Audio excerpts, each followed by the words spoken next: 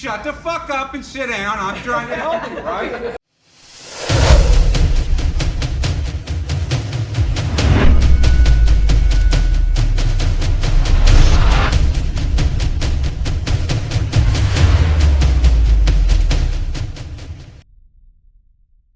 Right? With an axe. Getting out of bed, if we have PowerPoint here, I actually had pictures of actual tourniquets off plates on patients. Yes, I have permission to use them. One of them is a completely severed foot. It's an 82-year-old female who got out of bed, stepped down on the floor, and her foot broke off completely. Oh.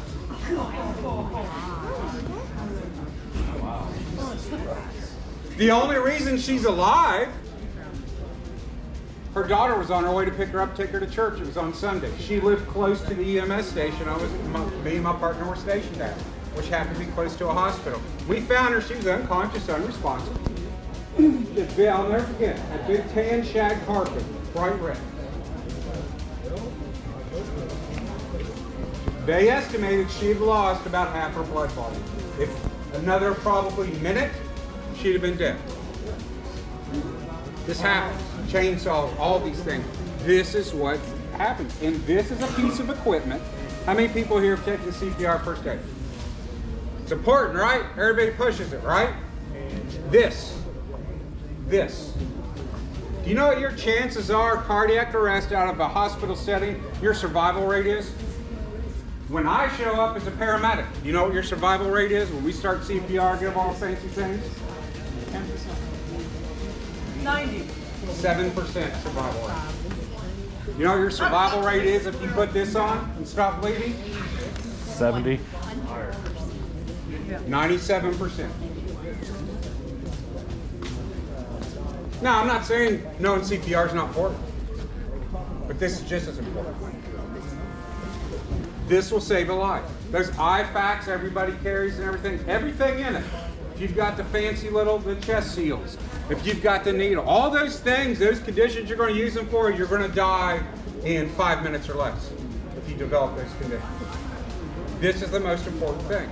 I carry a tourniquet with me every single day on my body, everywhere I go. This is a soft tee. I also carry cats. Yep, I don't carry rats. I don't carry anything. Yep, they're smaller and everything. These work. I know these work. I'm not saying anything not to get a rats if you have one or a TK4. I'm not. I prefer these. I've used these. I know these work. What's the Army issue? Got to turn. What's the Marine Corps issue? Got to soft tee. Forces, what do they use? Everybody who goes into somewhere where there's a bigger likelihood of something happening that a tourniquet's going to be used, this is what they use. It's known, they've got 20 plus years now of knowledge and data that says for this. How many people actually carry a tourniquet every day? Do you practice with it? Could you get it out, put it on yourself in 30 seconds or less?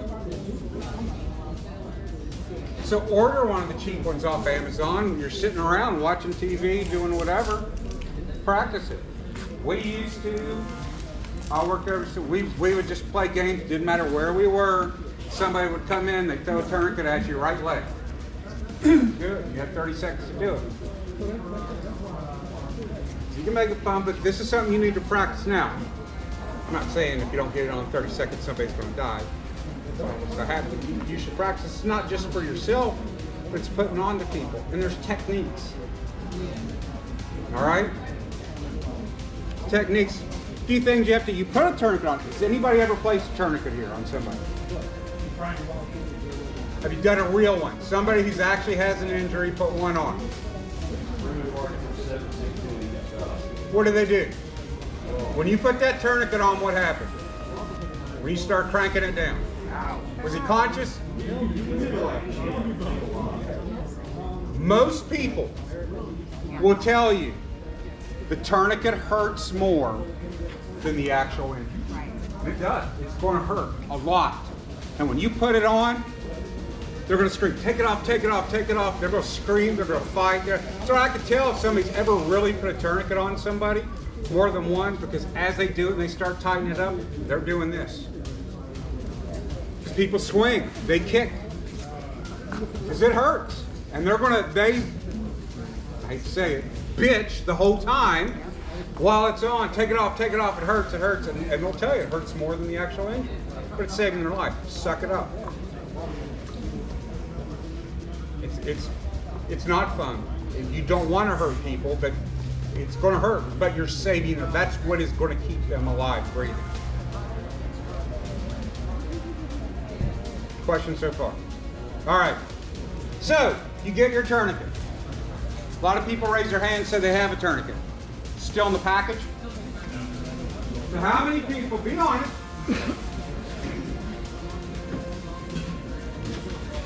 how many people still have their tourniquet? Has this nice plastic wrap on it.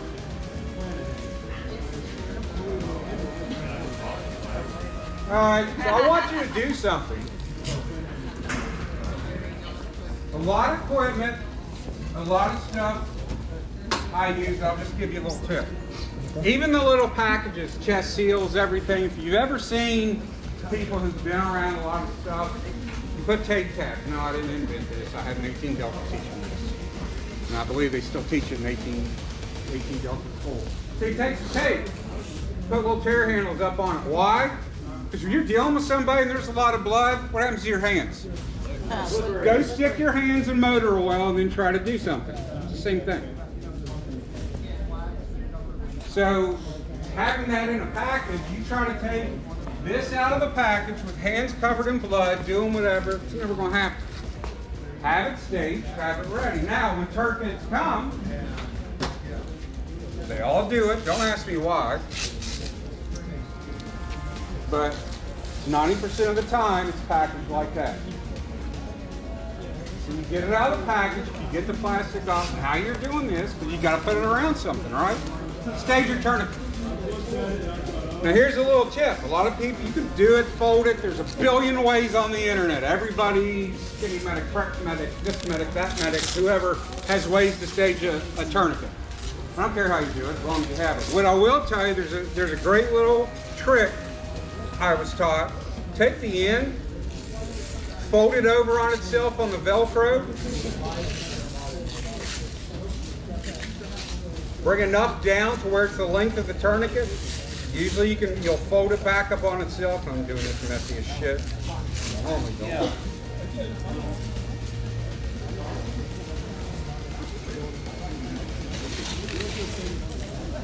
Fold it up, now it's nice and flat, but the reason you fold it up like that and do it that way, and you've got something to grab, especially if you have to self-deploy. Get a nice big handle. You can put it good tight, you give it a good purchase.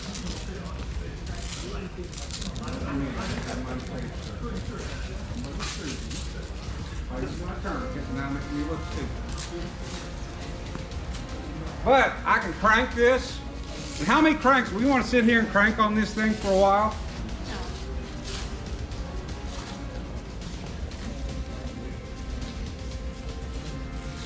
This is what we want.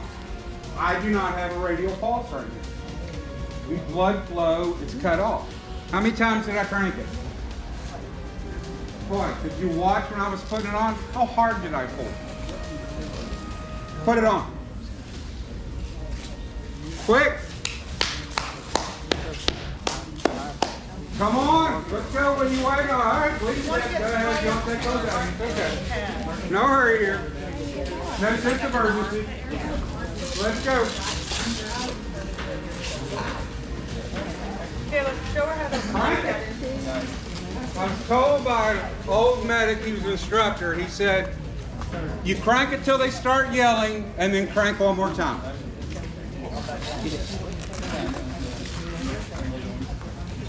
Now, how many people put it on and you had to pull this way? When you put it on, have that tail that you're pulling toward yourself. Why? More leverage. Get it tight. Did you notice when I put it on and then crank it twice? Look at my hand. See? It hurts. But only cranked it twice. because when I pulled towards myself, I yanked it down, I was able to get it real tight, so it's quick and simple. So as you're self-deploying, you're putting it on to yourself, pull towards yourself. You're going to get 10 times more leverage. Make sense? Now, placement. Let me get a little blood flow back in my arm. So placement. Turn a little purple. All right. You know it works. You know I'm not bullshit. I actually did crank it down. Two ways we place a tourniquet. A hasty or emergency tourniquet or a deliberate tourniquet. Now what's the difference? How many people have heard, oh, you take the tourniquet and you put it on 3 inches above the wound and then that's where you take it down? It's a deliberate tourniquet. You can do that. Will it work? Yeah. Here's the thing. You're in an emergency situation. If you're not used to seeing arterial blood, and what's arterial blood look like? It's going to squirt out, right? All that bullshit you see on the movie constantly squirts out like somebody turned a hose on. That's what it is. It's bullshit. It goes with your pulse. As your heart beats, it squirts out, but it's going to be bright red. It's oxygenated blood. That is the blood that has circled through your heart and your lungs. It's been re-oxygenated. The air you breathe in goes down your lung, your heart, molecules attach. I won't get through the whole thing, but it goes into the blood, and the arteries pump it to the rest of your body. That's how your organs, your brain, your toes, your fingers all get oxygen. That's how your skin, what's your largest organ? Maybe for you guys.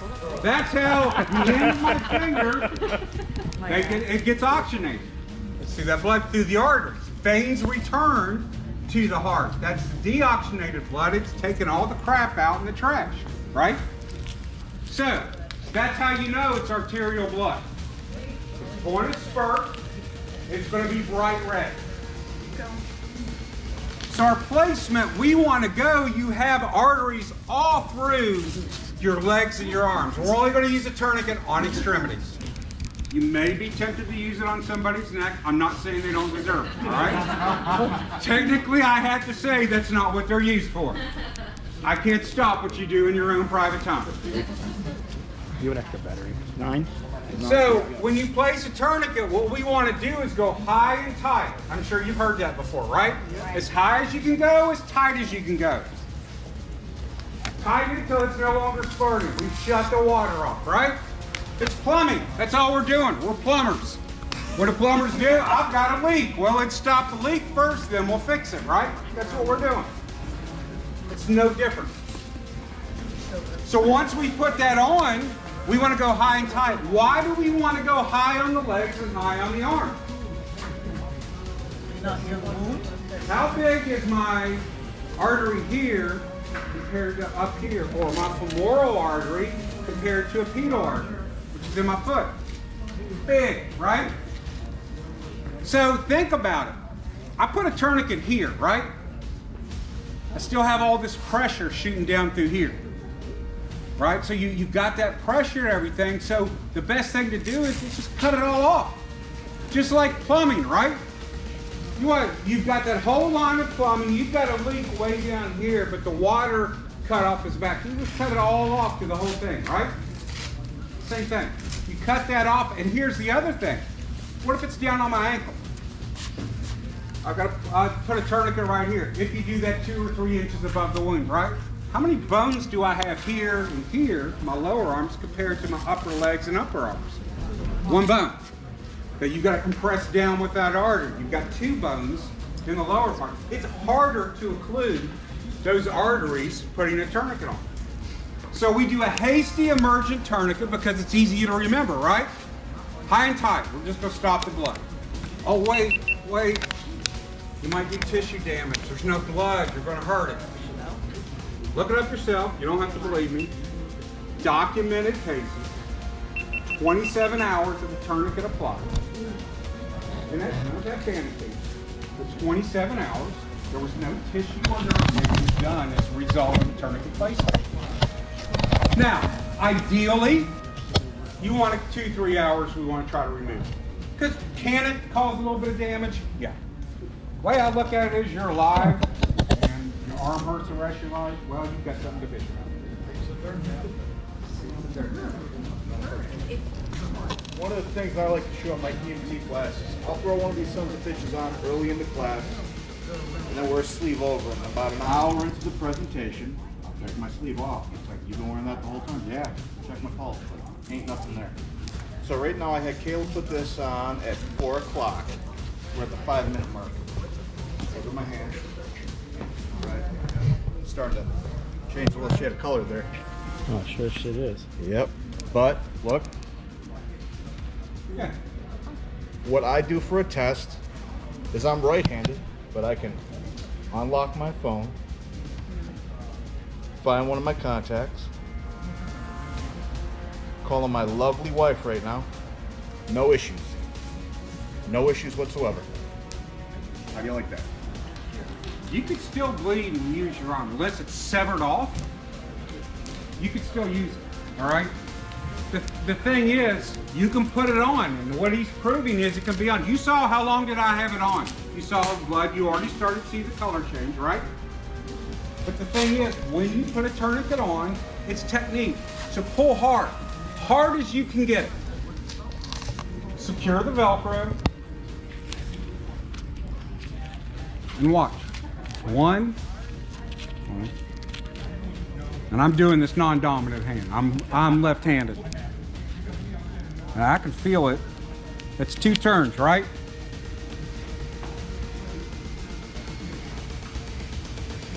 No pulse. 2 turns. It's how you place it like that. I'm doing it myself. Why did I deliberately? You saw me shift it around so I can have the most fulcrum on this twist I can get a hold of. If it's sitting back here, try to twist that and get it secured where it's on the back of your arm or underneath. I pulled it towards me and kept it close to my body. Why? Right? I'm going to get the most pull, the most strength by doing that. If I'm pulling out here, do I have as much strength as I do keeping it close to my body? No. So I'm able to tighten it down then. 2 cranks and that's it. You can already see the difference. Good way to test is you can do your fingernail where the tip of your, if the color doesn't return within 2 seconds, there's a compromise. All right? So crank that down. Leg is the same way, high and tight. Now here's the thing. I can put it on. My arm and still keep a loop, right? You bend your leg up and do, I'm 51, I'd be lucky to touch my damn toes. I mean, I can, but it's an effort to get back up. So you may have to completely take it off, right? But it's the same thing. You want to be able to pull this towards you, put it around, and all you're doing is you're going through here. Get as hard as you can. And the twist, the good thing about your leg, if you still got both arms, whatever your injury is, you can. Now, a leg is going to take longer. It's probably going to take you 3. Your whole idea is you don't want 3. All right?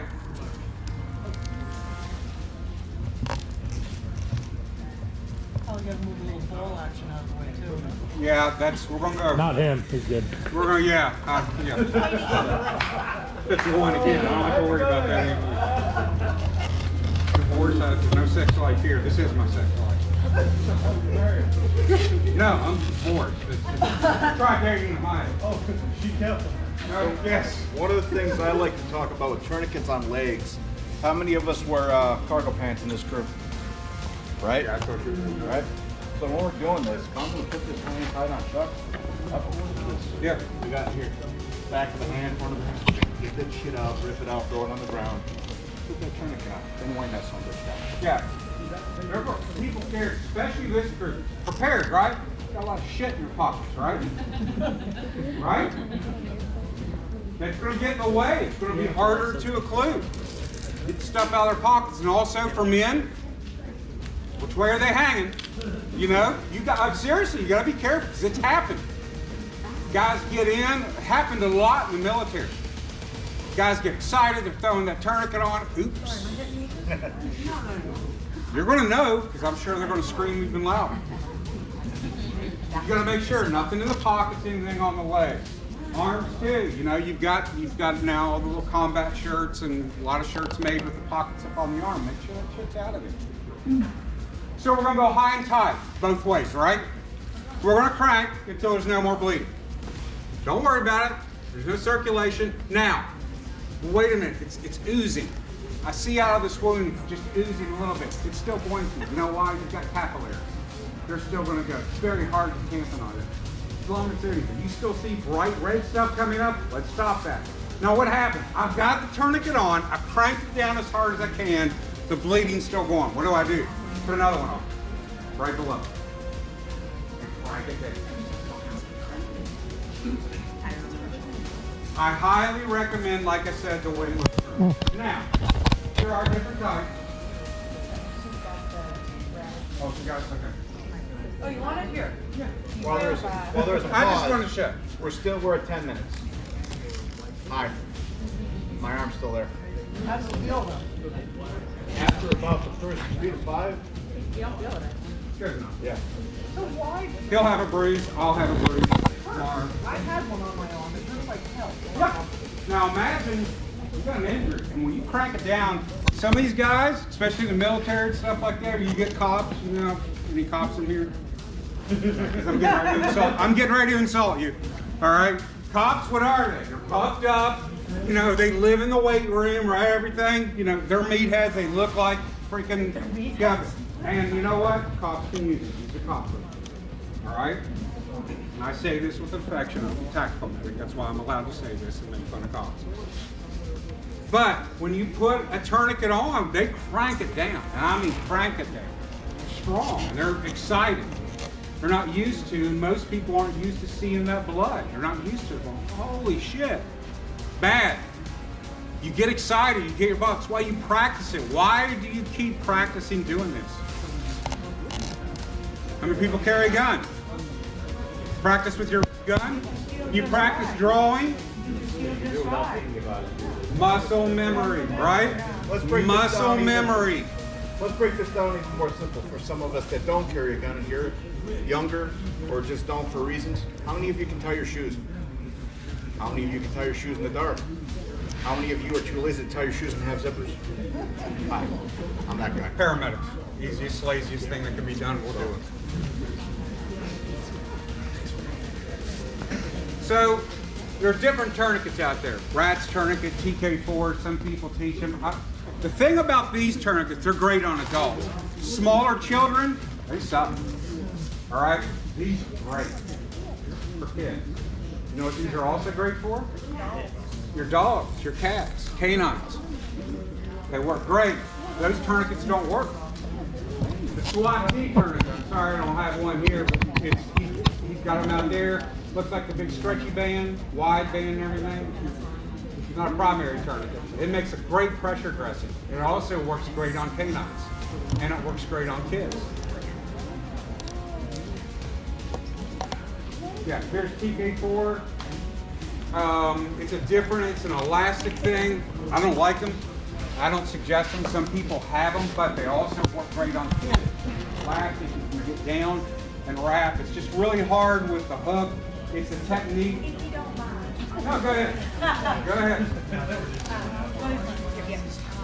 Okay, so on little kids, like I'm a mom, so I only carry the stretchy tourniquets because I'm always with my kids or my dog Momo. So the hooks are the hardest part of the TK4s. So I take them completely out of the equation and just do it like you're tying a shoelace. And then just go around. And once you get it tight enough, you can do it again, go through here, or go around and connect the hooks together. And the hooks don't bite into your kid. You don't have to take the time to try to figure out how to hook it. You can't do that on yourself on your arm, but you can do it on your legs. I will say, I don't like using the TK4s on adults because I've seen them snap, but for little kids, they are incredible and they're less painful because of the wide berth than the rats. I carry a rat tourniquet for a couple of different reasons. One, I'll let you take that off. One is because they are extremely strong. They're stretchy. They work on my kids. They work on my dog. And you don't lose any progress with the rats. So, do you want to come? So, putting the rats on. If anyone's wondering what I'm doing here, these sometimes will open and swing around. So I have her look away, put her hand up and protect her face. And we're good. So for the rats, like the way that you carry these, you just put your hand through here, and then you're gonna pull that through there and move it up. If something happened right now, I can get this in there and stop what I'm doing. So if I have a bus full of kids, because like I said, I'm a mom, like that, my first thought is always my kids. If I have a bus full of kids, that took 5 seconds. Every other tourniquet here that you will use will take upwards of 15 to 30 seconds. If you've got 10 kids on the bus, how long does it take to bleed out? 3 minutes. You're not gonna get to all the kids in time. How many, I can get to every kid on the bus in less than a minute for 10 kids with the tourniquet to where I don't lose my progress. And then I can come back. And these aren't made for kids. Yeah. I mean, they're not. These are made for adults. It's made for the military. That's what it was for. So they can't get down for smaller kids. Now, putting one on somebody else. Also a couple techniques. We still stage it, right? We're still going to stage our tourniquet, have it ready. All right. Fold it up flat, fold it in a manner, put a little rubber band on it. I use a rubber band, stick in my pocket, that way I can pop a rubber band on it. My tourniquet's ready to go. Now, I'm gonna go stick one on his arm. He's got an injury. So the first thing I'm gonna do is, what I do is once I get it out, put it on the opposite arm, like this. So I'm gonna go up, and yeah, he may hurt, whatever, doesn't matter, he's bleeding to death. I don't care if it's causes him pain. I grab it, now grab it there. Now there's two things. When I do this, I put the windlass on somebody else back here. Why? I can't reach it. I can't get to it because they're not going to like it. And then I'm going to put it on.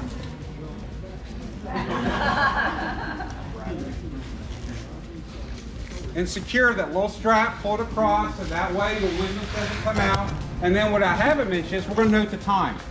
Surgeons like to have the time. It doesn't really matter, but we're going to put the time on there, all right? But mark it, that's important. So you see how easy that was, right? I grab, I can throw it up, you get it on in just seconds. Do the same thing with the leg. They're laying down, pick the leg up, loop it all the way up and go. Tighten it down. Now, we've got the tourniquet on. We've done what we need to do. We're starting to do everything. What do we want to do? He's all amped up, right? Shit, I'm bleeding to death. All amped up, adrenaline's going, everything. We lay him down. He calms down a little bit. What do you think's going to happen within the muscles and the nerves and stuff of this extremity when it's injured? Tightens up, right? It's going to tense up. So he starts relaxing. What do you think those muscles do? They relax. So I'm going to go and reassess. Oh, do they have a pulse back? Is it bleeding? I'm going to make sure that tourniquet's still tight. All right, because by now I may have put a pressure dressing or something. If he's got his laceration, I may have packed a wound, but I'm going to check it, right? So we want to reassess and constantly reassess. He's not going to like it, but I like to put the windlass as far back as possible. For that reason is because we're going to want to take it off, and they're going to grab at it. And you may be busy, maybe you've got more than one patient. If you're the only provider, 2 patients is a mass casualty. It is. It's more than what you can handle. Because one patient, even for me as a paramedic, I pull up as a critical care paramedic. A critical patient, and this would be a critical patient, I'm done. That's the last thing. Technically. Would you say it's technically what? Technically, I'm what? Oh, you're the care provider, somebody who's trained. 2 patients, that's a mass casualty for you. mass casualty is an event that overwhelms any system or municipality. Or your resources, your available resources. If you're your own first responder and you have multiple, there you go. So that's what it is. So most of the time, I would say 75–80% of the tourniquets that I've placed on people have been chainsaw accidents, hatchet accidents, old lady getting out of bed, breaking her foot off, car accidents, things like that. Have I done a stabbing, gunshots, stuff like that? Yeah, I have. Explosions, yeah. It don't happen very much. It's not. But I've worked in places, gone overseas, stuff like that, where it's more common. But here, regular streets, everyday stuff. How many IEDs have you seen gone off in the last 2 weeks that you're around or anything? No. How many people have used a chainsaw in the last week? Even overseas, severe lacerations are way more common. Pulled out of Humvee. Yeah. Accidents happen every day. Shit happens. Murphy's Law is always in effect. So be prepared, be ready. Have your tools, but practice with it. You get the training. Know what to do after the tourniquet. Because guess what? As soon as this injury happens, I'm placing a tourniquet, whether it's on myself or somebody else, they're in shock. You're not preventing shock. You're not going to put them warm. All you're doing is trying to keep shock from getting worse. As soon as that leak happened in the body and all that stuff, your body goes into override. Oh shit, I'm transferring everything into that area, or because what happens is, there's a problem, I've got to keep the organs alive. Your body starts shunting resources away from your skin. That's why people, when they get cold, I'm cold, they say they're in shock to the cold, it's the blood loss. No, the body's doing it on purpose because it wants to keep this alive. It wants to keep the heart, the lungs, the vital organs. That's what your body automatically does. As soon as that injury happens, that leak happens, you're in shock. Plain and simple. So we're going to keep them warm. We're going to do those things. We're going to pack wounds. We're going to put a pressure dress. Learn that stuff. Make sure it's from a good, reputable educator, okay? Somebody who knows what the hell they're doing. Check their background. Do all those things. Just like I said earlier.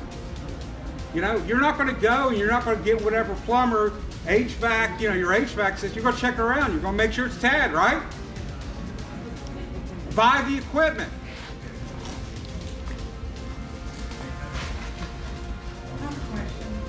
$25, hold on just 1 second, I'll get you.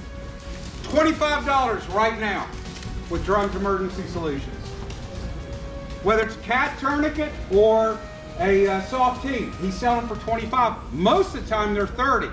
I've seen soft tees going for $32, $35. Guess what?